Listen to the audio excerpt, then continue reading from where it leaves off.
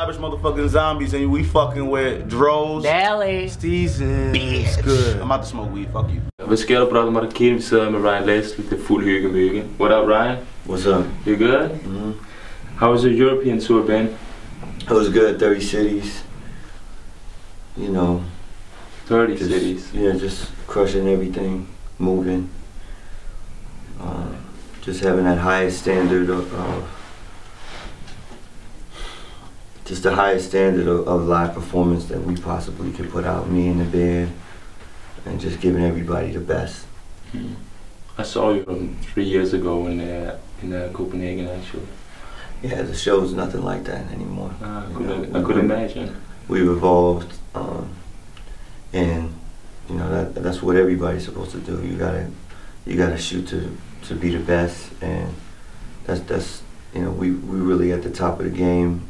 The top of our game right now in terms of what we offer with the live show. So I'm very happy with it. I think all the audiences were happy, and we're ready to come right back. Yeah. A lot of Danish fans were wondering why you were in Copenhagen. Yeah, I'm changing my business model a lot now, and everything's very transparent.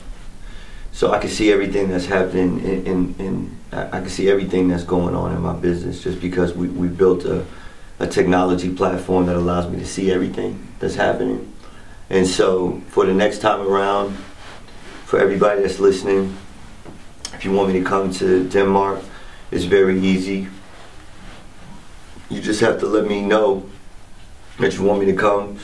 There's a site that I'm working with. It's called We Demand, WeDemand.com, WeDemand.com/Ryan Leslie, and I'm collecting demands from all around the world for the Renegade Nation tour. That's the next tour that we're doing. And so every city that reaches 200 demands, I'm gonna make a tour stop there. So then the cities no longer have to say, oh, why didn't we get a tour stop? Well, if you don't get a tour stop, it's because you didn't tell me you wanted me to come, you know.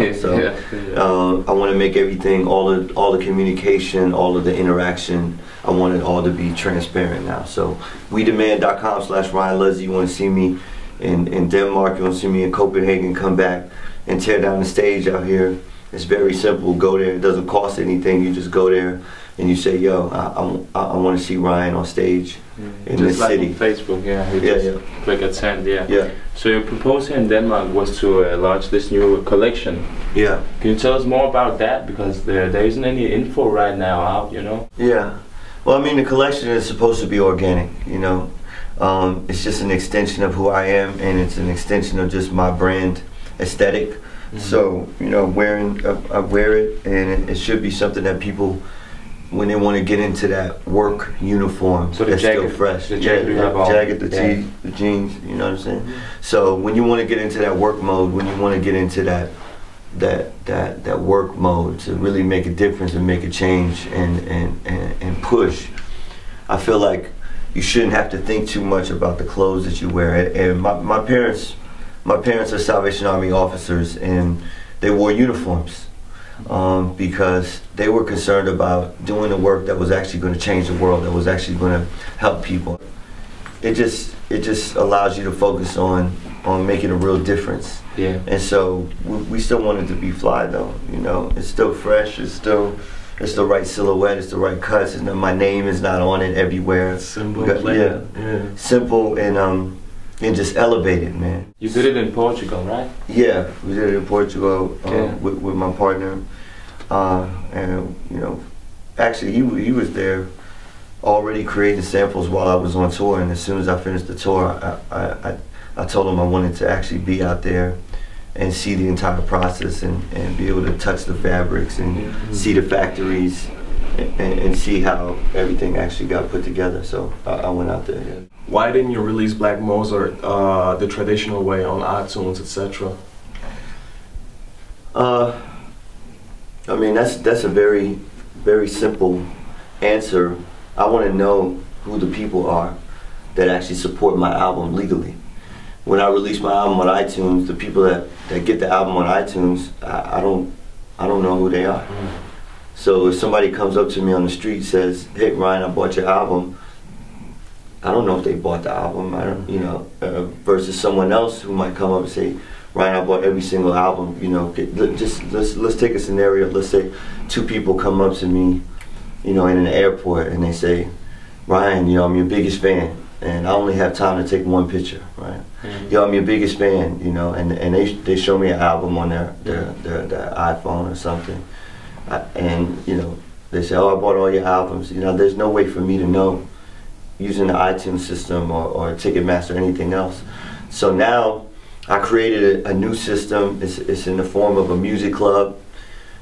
It's not that it's that new, because Prince was, you know, he had this idea already, I think in the late 80s or 90s, you know. He had the New Power Generation Music Club. So I just took that idea, which I know was a great idea, and I applied it to 2013. And so I just want to be able to know who those people are and be able to own the relationship. You know, yeah, why should iTunes own a relationship? I mean, iTunes is a computer program. You know, it's true. Did you see what Nipsey Hussle did? Yeah, that was I consulted that. Oh, you did? Yeah. So before he dropped that, we had a 3.5-hour conversation about where the music industry was going. He told me that he was interested in figuring out a different way to release his record, and so, you know, we had a great powwow, you know, for like 3.5 hours just talking about where the music industry is going. Okay. Talib Kweli is on my platform. Fab is about to get on my platform. Nipsey, you know, he sold as much as he sold through PayPal, etc., but he's about to get on the platform. And Jay-Z, he bought like 100 copies of that. Yeah. And we did an interview with Dom Kennedy, actually. He's also on that independent shit. Yeah. He did a thing with the Best Buy. Yeah. Where the albums were sold there. Have you heard about that? Yeah, I've heard about it. You know, I think eventually everybody's going to end up coming, you know, this way in terms of the way of thinking, because even when you sell your album at Best Buy, let's say you just want to tell everybody who bought your album at Best Buy that you have a concert. You can't reach them, you know? So I could go straight on my iPhone right now. I could tell you every single name. I know how many people in Denmark, I know how many people in Sweden, I know how many people in Switzerland, Bulgaria. I know, not only do I know how many bought my album legally, I know their names. I know their phone numbers. That's great. If I want to call somebody, just, you know, say somebody goes to my store and they actually buy 100 copies, I can pick up the phone and say, yo, I got you, you know. And we're going to do something pretty amazing with the web store, with the clothes. If people really want to, I'm going to actually get on a plane and deliver the clothes, you know what I'm saying, for the right fee, you know what I'm saying?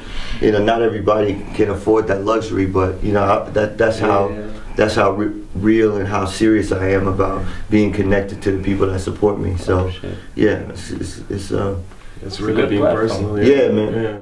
Why didn't Murder to My Competition, why didn't it make it to the album? That's a simple sample clearance issue. Okay. You know, it's when you're dealing with an artist like Lenny Kravitz, you know, he's an artist, so he controls how he wants his music to be used, and so, you know, we're still negotiating. We just needed to take the time and make sure that, you know, we didn't push the entire album out back because of just one sample. So, you know, we're still negotiating it. It could be on a future release. Okay. Yeah. How did you link up with Cardiak? I just linked up with Cardiak, you know, on, he did the Black Flag. So, you know, I always had a lot of respect for him. I was in the studio with Jeezy. I got a couple records that's about to come out with Young Jeezy. We actually did an interview with him. He's a cool dude too. Yeah.